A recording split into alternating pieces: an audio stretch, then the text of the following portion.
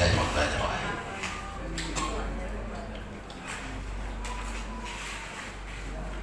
Assalamualaikum warahmatullahi wabarakatuh. Waalaikumsalam warahmatullahi wabarakatuh. Alhamdulillah. Alhamdulillahillazi an'amana ilaina bi ni'matil iman wal islam. Asyhadu an la ilaha illallah al-malikul haqqul mubin. Wa asyhadu anna Muhammadur Rasulullah as-sadiqul wa'dil amin. Qala Allah Ta'ala fil Qur'anil Karim, na'udzu billahi minasy syaithanir rajim. Bismillahirrahmanirrahim. Ya ayyuhalladzina amanu kutiba 'alaikumus-syiyam kama kutiba 'alal ladzina min qablikum la'allakum tattaqun. Wa qala Nabi sallallahu alaihi wasallam, Bismillahirrahmanirrahim. Idza halla hilalur Ramadan sarwa arsi wal kursi wal malaikatu wa madunahu wa yaquluna tuba li ummati Muhammad alaihi salatu wassalam bima indallahi ta'ala minal karamah fastaghfarat lahum samsa wal qamar wal kawakib wat tuyuru fil hawai was samaku fil ma' wa kulli zirhui ala wajhil ardi fil laili wan nahari. Sadaqallahul azim wa sadaqa rasulullah.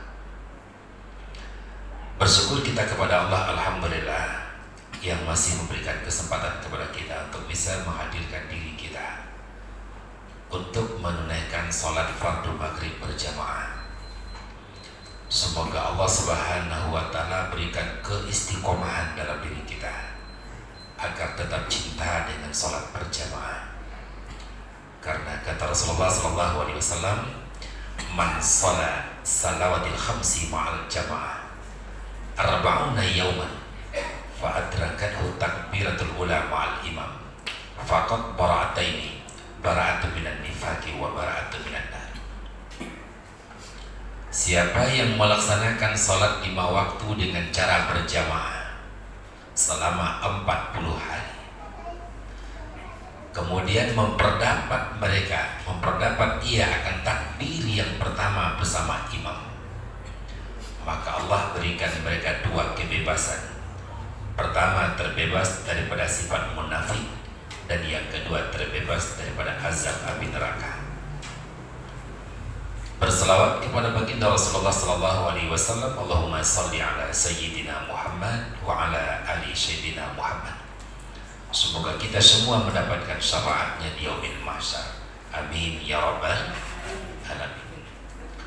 Baik Bapak Ibu Allah yang dimuliakan Allah Subhanahu wa taala, sedikit sebelum saya coba menguraikan kajian pada malam hari ini, izinkan saya untuk perkenalkan diri. Siapa tahu kita bertemu di lain waktu dan di lain tempat. Kalau nama tadi sudah disebutkan, Anwar Tuanku Sultan dan Panjang. Saya tamatan Pondok Pesantren Madrasah Tarbiyah Islamiyah Batang Kampung, Kecamatan Koto Tangah, Padang. Ada orang Padang, Pak?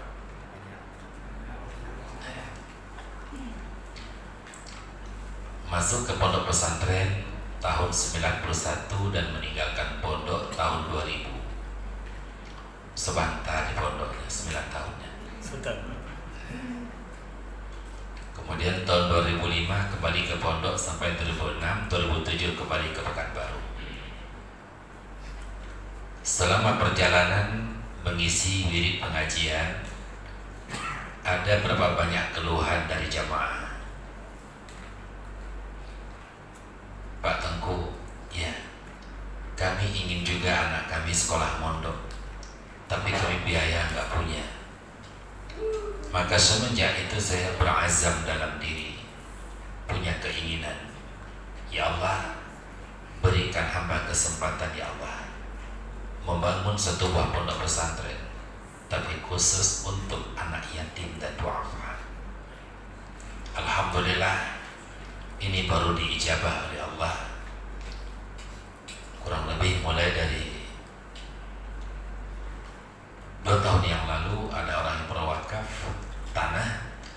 jalan ikhlas ujung. Alhamdulillah tahun ini saya sudah mulai menerima murid baru khusus untuk anak yatim dan duafa. Sekolahnya free tanpa dipungut biaya.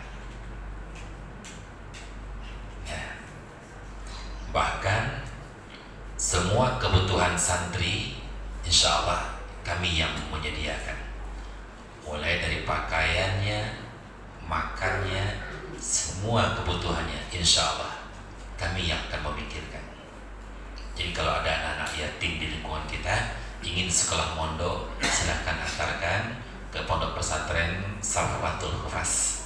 Siangnya anak kita menghafal Al-Quran, malamnya mereka dibekali dengan kitab-kitab kuning, kitab gundul. Dan insya Allah kami punya satu buah keterampilan untuk anak-anak, namanya entrepreneur, dan kami punya keyakinan ketika anak ini tamat dari pondok, mereka punya keahlian dan bisa hidup mandiri insya Allah.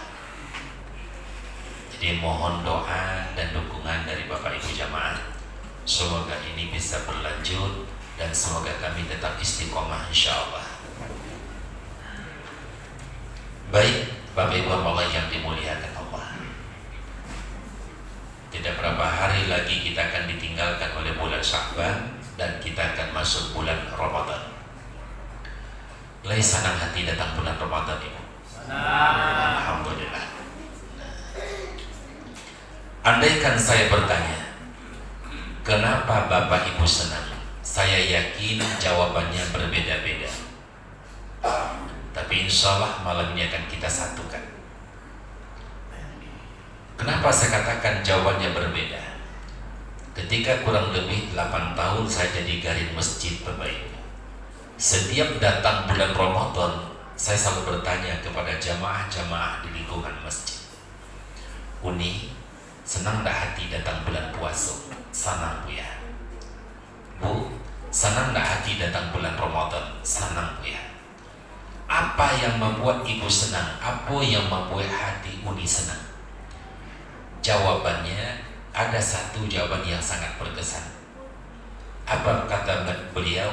Bu ya, kalau bulan Ramadan itu Bu ya, masjid itu kan gadang kok Bu ya, ya. Full semua anak-anak Bu ya, rami, panuh di anak-anak Bu ya. Alhamdulillah. Hubungan kesenangan apa? Ya setidaknya bulan puasa itu Bu ya, kami tanggaan semeja di sudut masjid itu cie, mengalih kerupuk kuah kami laku juga. Jadi itulah kesenangannya. Jadi malam kini insya Allah kita satukan kesenangan itu. Seperti apa yang dikatakan Rasulullah, man parraha bidukhuli Ramadan haramallahu jasadahu 'ala nar. Siapa yang senang hatinya, kata Rasulullah, dengan datangnya bulan Ramadan, Allah haramkan jasadnya dari api neraka. Amin ya rabbal. Nah, lantas kesenangan seperti apa yang kita harapkan? Sayyidina Umar bin Khattab, beliau pernah bertanya kepada baginda Rasulullah, ya Rasulullah, kata Umar, ya, apa gunanya kita berpuasa ya Rasulullah? Apa gunanya puasa Ramadan itu ya Rasulullah, kata Umar. Apa jawab beliau?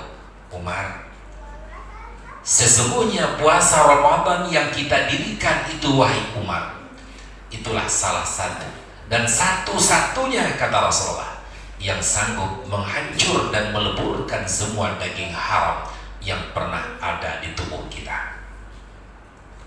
Pertanyaannya Bapak Ibu, ada enggak daging haram tuh di tubuh Hawa? Ada enggak daging haram tuh di tubuh Hawa? Mungkin ada Ustaz. Berarti masih ragu Pak. Ambo aja contoh lah biar enggak ragu-ragu lagi. Apa yang dimaksud dengan daging haram? Rezeki yang ada kalanya halal, ketika dimakan jatuh jadi yang tidak baik, akhirnya jatuh kepada dan ada kalanya rezeki itu baik Tapi kalau cara mendapatkannya tidak baik, jatuh juga kepada haram. Contoh, ini contoh saja. Kamu pernah duduk Pak, tempat penggilingan daging di pasar. Bu tahu Bu? Mana Ustadz di situ? Sekedar membuktikan benar atau tidaknya, meyakinkan bagi diri khususnya. Saya menyaksikan dari pagi itu aku coba duduk Pak, tempat penggilingan daging sampai kadang-kadang 1 jam. Mengantuk ya. Melihat orang yang keluar dari dalam pasar membawa kantong plastik berisikan daging. Daging yang baru ditimbang di dalam pasar dibawa tempat penggilingan daging. Sampai tempat penggilingan, daging dimasukkan ke dalam mesin, digiling, dikasih tepung dan langsung diberi bumbu. Ketika saya bertanya, Mas, Mbak, kenapa tidak dibersihkan dan disucikan dahulu? Apa jawabnya? Kalau dicuci, kalau dibersihkan dulu, dicuci dulu, katanya nggak enak dagingnya Pak, nggak enak rasanya. Pertanyaannya, lihat dong kita makan daging doang. Lihat dong Bu, lain, ada maunya. Lama tuh enggak? Itu dan juga haram itu bawah.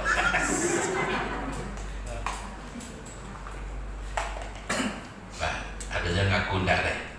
Banyak tuh.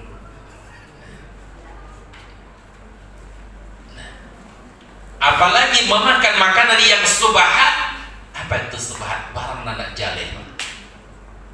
Inilah daging-daging haram yang ada di tubuh kita. Nah, alhamdulillah Ustaz, kami tak boleh haru daripada demikian, insyaAllah. Kalau masih ragu, bagi contoh jelek Pak. Bu, boleh bagi contoh jelek Bu? Nah, menurut syariat Islam, Allah menghalalkan jual beli, mengharamkan riba. Betul? Syarat memakan sesuatu yang kita makan itu jadi halal. Kapan? Setelah menjadi hak milik. Kalau memakan yang bukan hak milik awak, halal itu haram. Awak makan kelapa nasi sarapan pagi, buah bayi dulu atau makan dulu?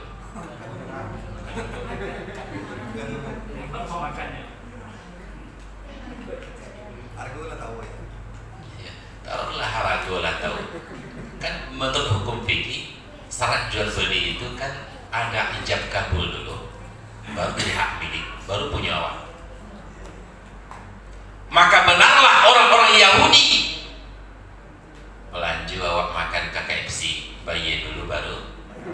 Orang Yahudi yang menerapkan hukum Islam itu hebatnya. Jadi maaf, di zaman kini kalau ada yang mengejek Anda ada daging haram di tubuhnya, ragu apa Pak? Maka satu-satunya kata Rasulullah yang sanggup menghancurkan itu semua, melebur itu semua, kata Rasulullah, hanyalah puasa Ramadan. Jadi yang kebanggaan kita itu kita satukan malam ini. Kenapa kita bangga dengan datangnya Ramadan? Semoga dengan Ramadan ini Allah bersihkan tubuh kita daripada rezeki-rezeki yang tidak halal, dari rezeki-rezeki yang tidak baik yang kita makan, yang jadi daging di tubuh kita jadi daging haram. Semoga disucikan kembali oleh Allah Subhanahu wa taala. Amin. Kemudian ibu bapak Allah yang dimuliakan Allah. Yang kedua,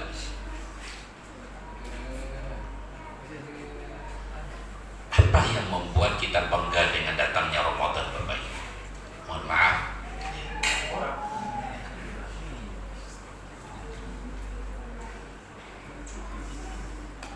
Adapun bekal bagi kita dengan datangnya Ramadan.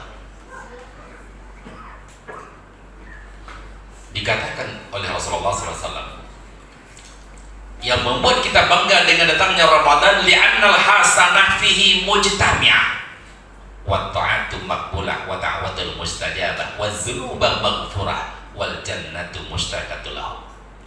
Yang membuat kita bangga dengan Ramadan itu, selain mensucikan tubuh kita, kata Rasulullah, semua kebaikan dihimpun dilipat gandakan. amal taat diterima, doa dikabulkan, semua dosa-dosa diampuni. Alhamdulillah. Contohnya saja, alun tantu kita beribadah bulan Ramadan lepas ibu. Apa kata Rasulullah? Iza halla hilalur Ramadan sahul arsi wal kursi wal malaikatu wa madunahum wa yakuluna tuba li ummati Muhammad alaihi salatu wassalam. Kalau dalam bahasa Arab, apabila tanpa hilal pada bulan Ramadan, lah masuk bulan Ramadan, menyuruhlah aras dengan kursi dan seluruh para malaikat sekalian mereka, kata Rasulullah. Mereka berkata, tuba di ummati Muhammad alaihi salatu wassalam.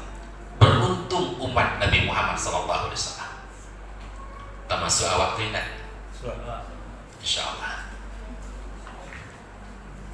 Apa yang buat kita beruntung? Selama bulan Ramadan, kata Rasulullah, fastaghfar lahum samsa wal qamar. Matahari selama terbitnya beristighfar minta ampunkan dosa kita kepada Allah.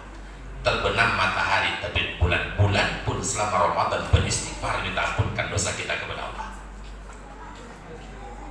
Wal kawakib, bintang-bintang yang bertebaran di langit selama Ramadan beristighfar minta ampunkan dosa kita kepada Allah. Wa tuyuru fil hawa'i, burung-burung yang berterbangan di udara selama Ramadan beristighfar minta ampunkan dosa kita kepada Allah. Wassamaku fil ma, dan ikan-ikan dalam air, kata Rasulullah, selama Ramadan beristighfar minta ampunkan dosa-dosa kita kepada Allah. Dan bahkan dikatakan wa kulli zirhi ala wajhil ardi, dan semua yang punya roh yang ada di bumi Allah ini selama Ramadan beristighfar minta ampunkan dosa-dosa kita kepada Allah. Bangga enggak? Bangga enggak? Padahal ku mohon maaf, ikan yang ada dalam air, le pernah pajasuh gitu dagingnya Pak? Bu, seperti ikan yang ada tengah-tengah laut itu Pak, le pernah pajasuh gitu dengan itu? Tidak pernah. Namun berkat kemuliaan Ramadan, semua ikan-ikan yang ada dalam air, kata Rasulullah, beristighfar minta ampunkan dosa kita kepada Allah. Sementara ku mohon maaf, awak anak awak sendiri, awak yang malayan, awak yang menggadangan lah jadi orang kecil orang gini Pak. Coba tanyaan, ada enggak anak-anak kita yang mengkhususkan selama Ramadan istighfarnya untuk ayah dan ibunya? Ada enggak? Ada enggak? Enggak usah tanya anak awak kan anak orang, lo kan tanya ke diri awak. Ya, kan anak orang lo mana? Walaupun jadi ayah orang, anak orangnya mah. Ada enggak yang kita mengkhususkan istighfar untuk orang tua kita? Begitu dahsyatnya bulan Ramadan, Bapak Ibu. Kemudian yang ketiga yang saya sampaikan tentang ibadah puasa Ramadan. Di antara sekian banyak amal ibadah yang kita perbuat, hanya satu yang bukan milik kita, kata Allah.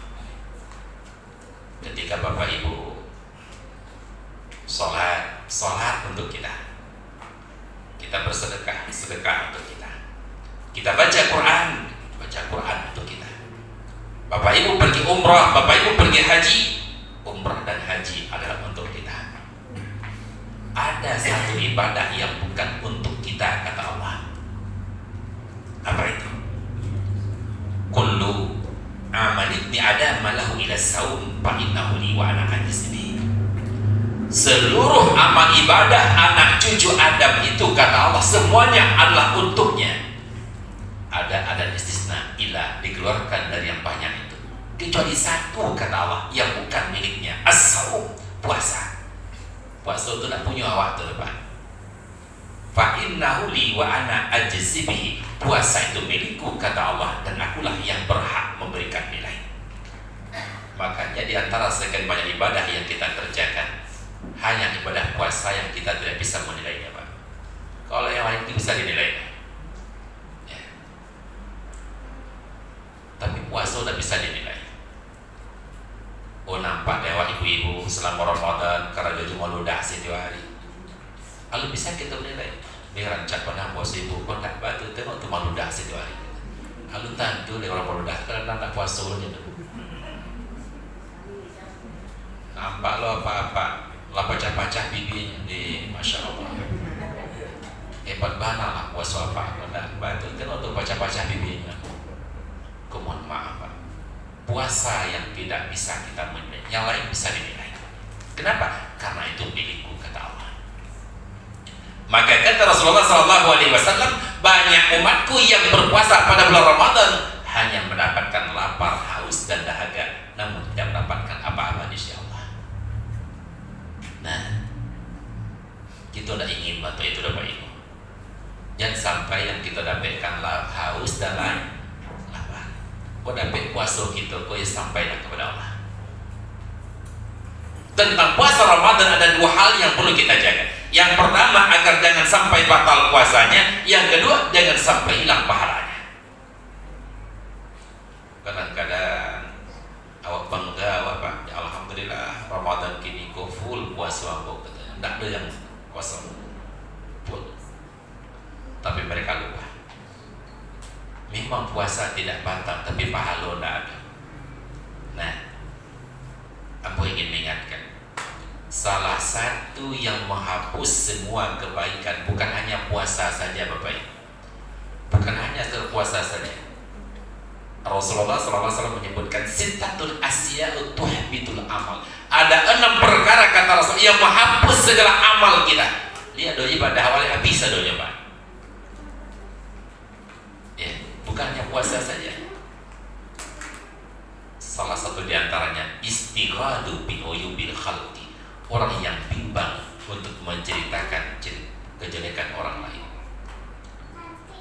Nyo puasa Pak Ibu, tapi karajo pakai cian orang.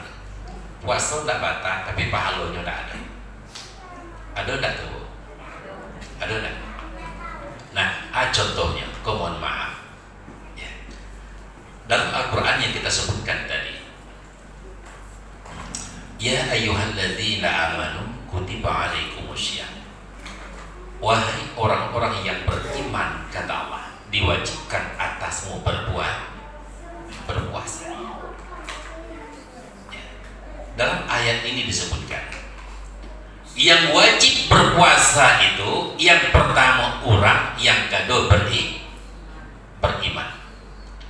Walaupun orang tapi tidak beriman, tidak wajib puasa. Atau sebaliknya, walaupun dia beriman, tapi kalau tidak orang, tidak wajib puasa. Contohnya, ayah itiak kambing kabau jawi beriman kan? Beriman, tapi tidak wajib puasa. Kenapa? Karena tidak orang.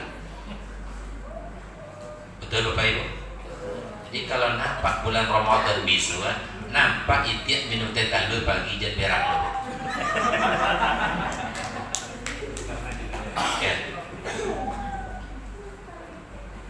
Kami pergi ke pasar Ustaz, pergi belanja, beli pakaian, beli baju, beli kue Ustaz. Tengah hari nampak jawi makan sate Pak, jangan berak Pak. Ya. Kami pergi ke pasar Ustaz, hari tengah hari bulan Ramadan, nampak di kami Ustaz kabau minum TS yang hari jangan. Karena sebab itu ayam jawi kambing yang kabau itu binatang dah wajib puasa. Paham? Baik. Awak silakan menyurahkan teman. Diambil lunaknya Pak.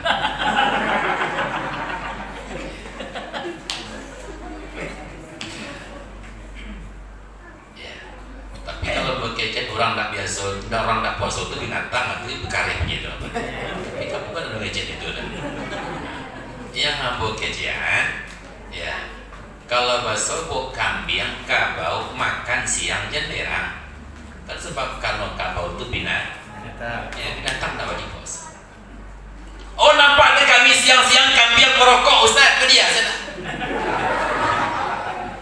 Ya, kambing tak wajib puasa. Ada paham? Alah kebanyakan.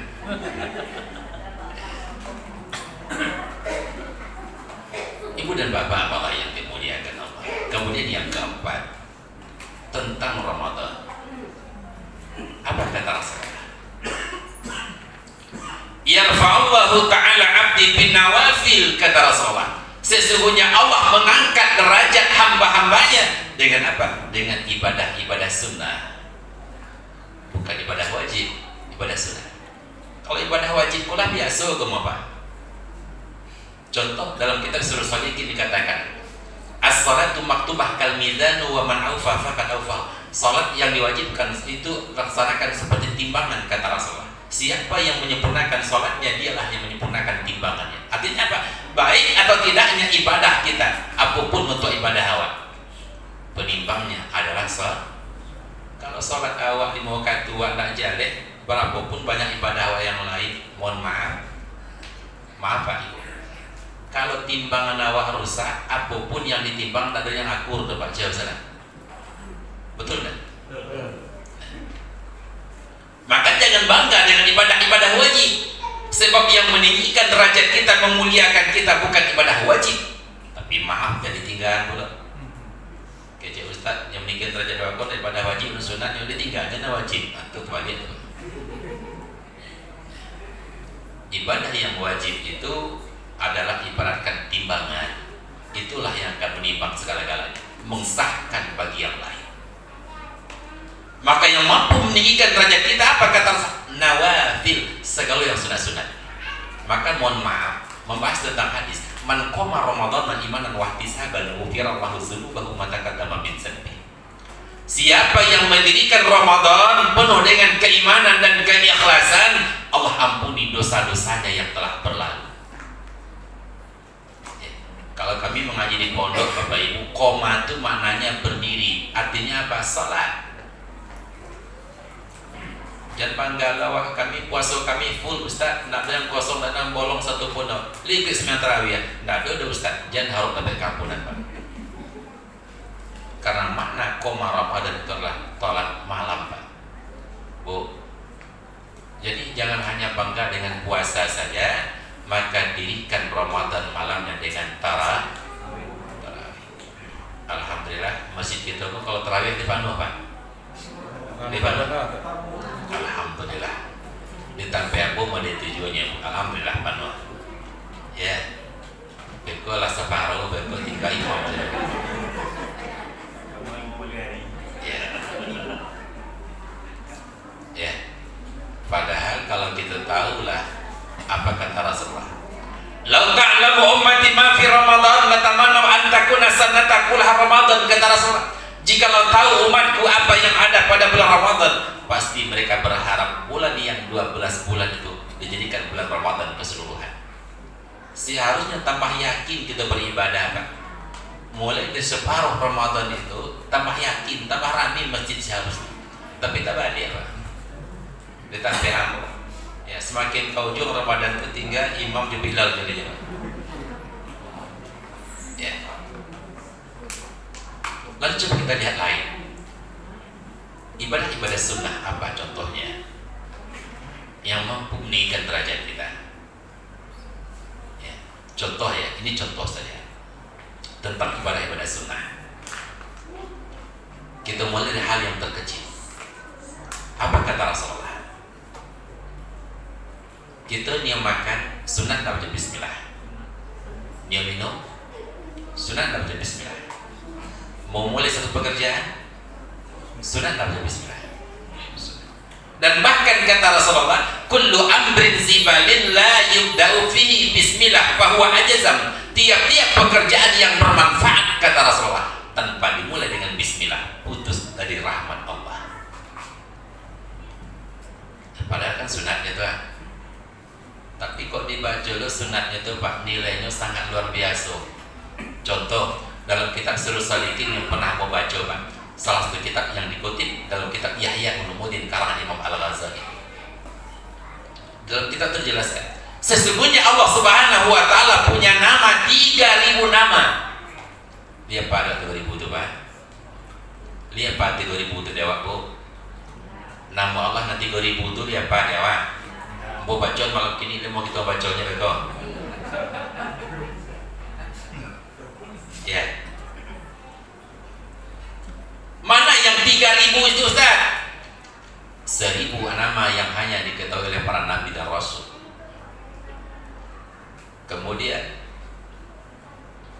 300 nama ada dalam kitab Taurat, 300 nama ada dalam kitab Injil, 300 nama ada dalam kitab Zabur.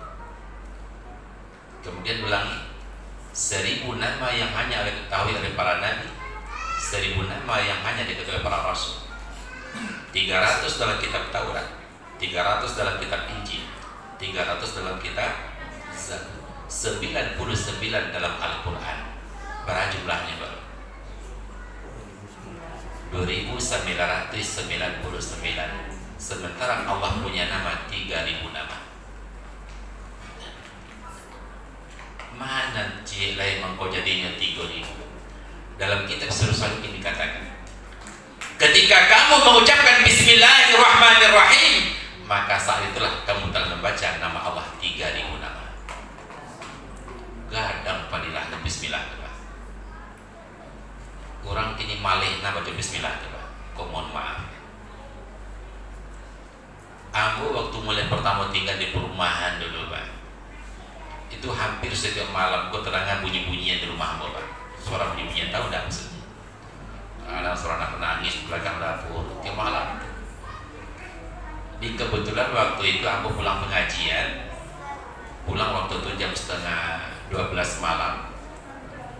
Setelah sampai di rumah baru mau makan, Ambo angkat cambung yang ada dalam lemari makan itu, mau pindahkan ke meja. Kemudian nasinya mau salinkan dari piring Ambo, Pak. Ya. Kemudian ingin duduk nyantai makan sambil nonton, bawa piring dan nasi dan piring kau tampil nonton TV. Nah, ketika itu ada kejadian yang sangat luar biasa. Memulai Bismillahirrahmanirrahim, dia baca makan, dia baca Bismillah, campur sampai nasi tadi pecah 8, Pak. Coba ya, pecah 8 buah pecahnya, bantu dilempar dengan batu besar. Nah, di sini saya yakin tentang kebesaran Bismillah. Kenapa?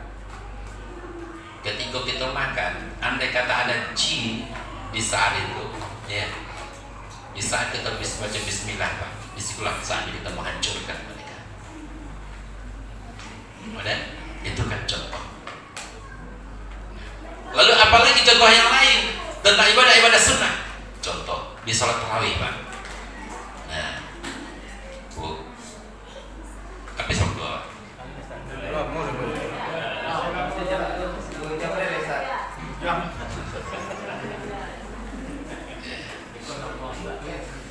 Lah mulai kisah panjang.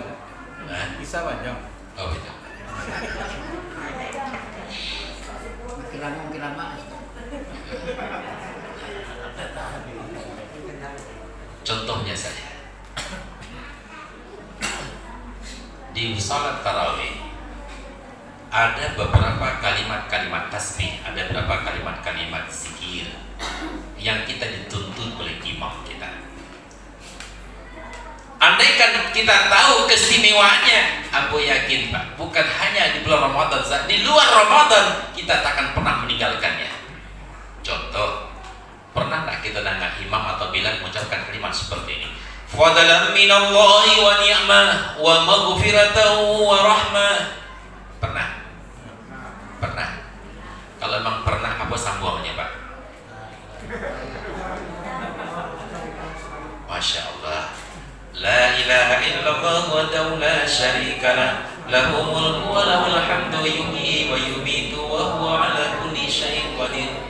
Nah, biasanya kalau membaca itu Bilal sajakah atau ke seluruh jamaah satu membacanya?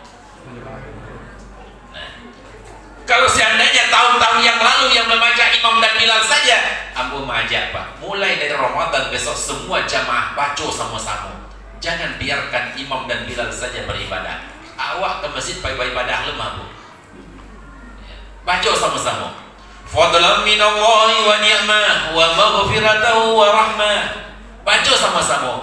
La ilaha illallah wahdahu la syarika lah, lahu mulku wa lahul hamdu yuhyi wa yumitu wa huwa ala kulli syai'in qadir. Kok sama-sama kita bacanya serentak, Pak? Tak agak perlu ramang menangannya, Pak. Hidup Rasulnya suasana Ramadan itu, hidup suasana tarawih itu. Kadang-kadang yang beribadah Ramadan itu bila saja baju capek dulu tuh Pak.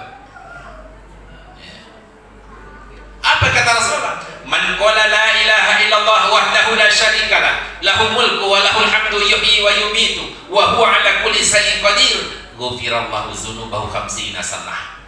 Siapa yang membaca la ilaha illallah wahdahu la syarika lah, lahul mulku wa lahul hamdu yuhyi wa yumitu wa huwa ala kulli syai'in qadir, Allah ampuni dosa-dosanya, kata Rasulullah, berapa? 50 tahun.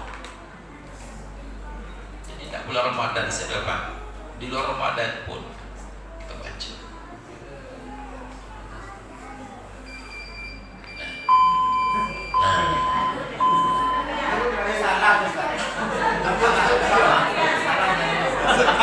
Salah dulu.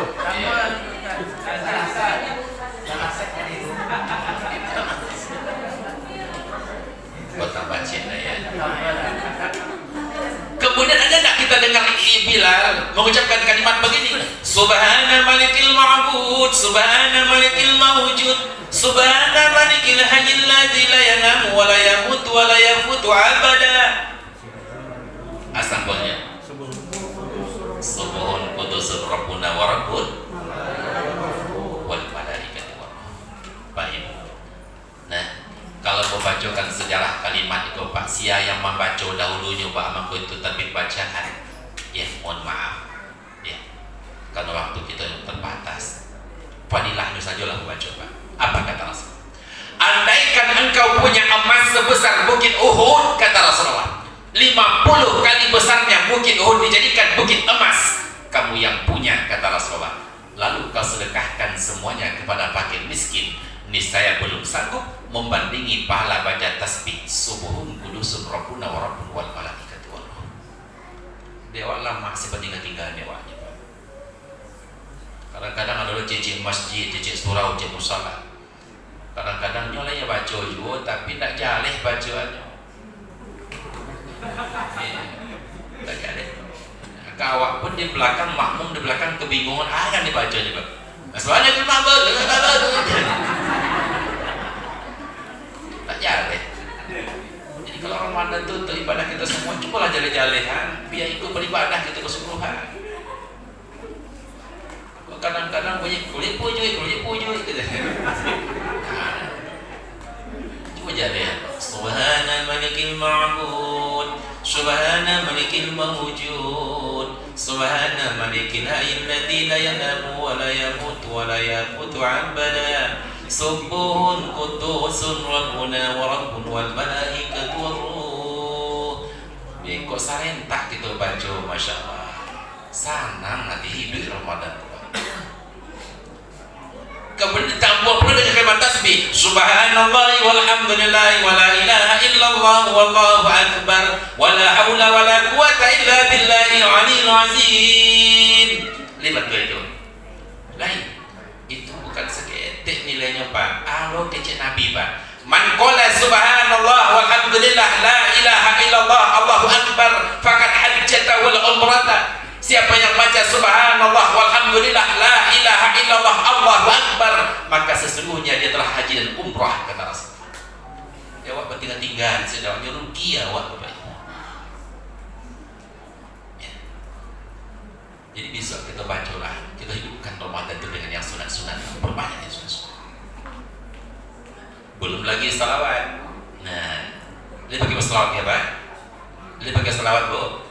Nah, Allahumma salli ala Sayyidina Muhammad, Allahumma salli wa sallim wa barik alaihi, Allahumma salli ala Sayyidina wa maulana Muhammad, Allahumma salli wa sallim wa barik alaihi, Allahumma salli ala Sayyidina wa nabina wa habibina wa syafiina wa zukhrina wa maulana Muhammad, Allahumma salli wa sallim wa barik alaihi. Kerancak bunyi itu Pak. Kalau saya tak baca dia sanang tadi mau menang Pak. Iko kadang-kadang mohon maaf ada leceh musalah cek surau. Ya, ibaratkan pepatah. Kalau ketuanya kejaban tagak, kejaban balari, nak buahnya Pak. Itulah pasti itu. Ya. Maksudnya apa? Nggak tentu saja dibacanya.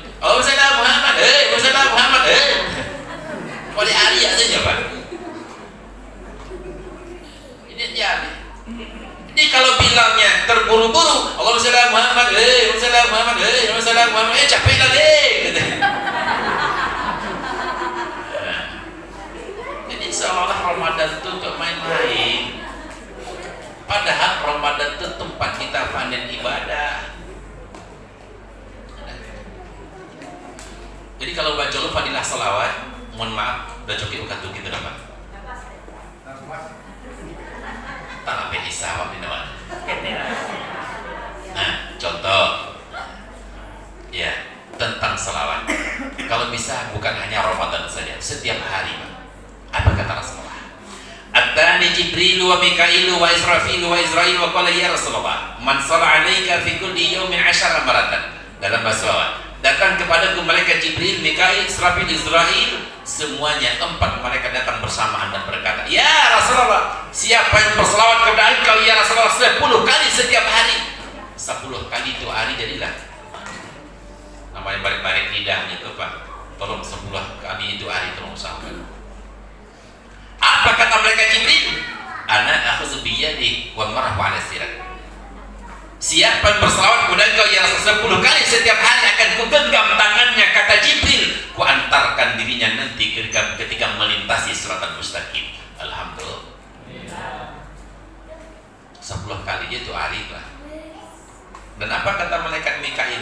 Ana akhidzu bihaudika. Siapa yang berselawat kepada engkau 10 kali setiap hari, kata Mikail, aku yang jamin berikan minuman untuknya nanti di padang mahsyar.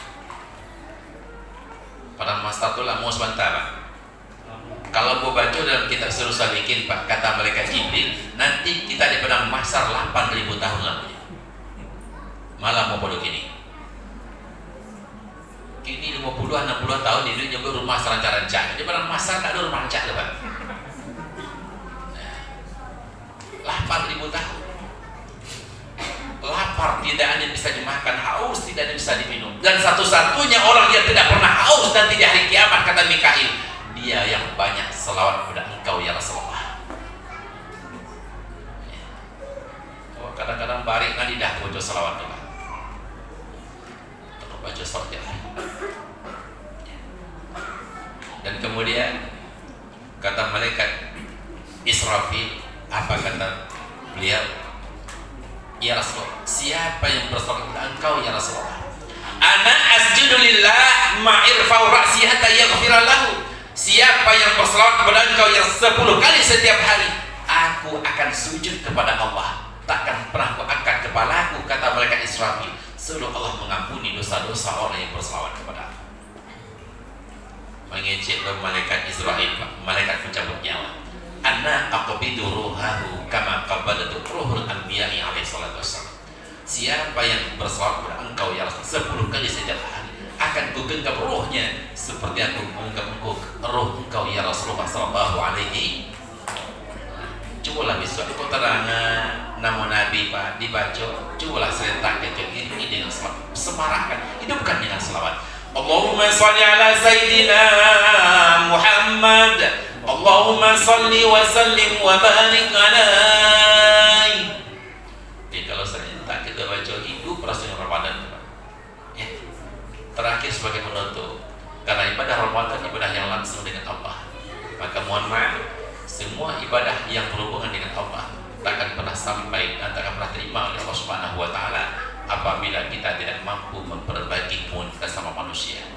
Dan inilah tujuan kita pada malam hari ini. Sebelum kita beribadah jauh bulan Ramadan, maka orang tua kita, para pesepuh kita, para tokoh masyarakat, para pengurus masjid ini, alhamdulillah beliau merasa punya beban kepada kita semua, sehingga beliau kumpulkan kita pada malam hari ini untuk bisa bersilaturahmi, untuk saling ikhlas mengikhlaskan dan saling rela-merelakan. Sesuai kita Bapak Ibu? Sesuai Ibu ya?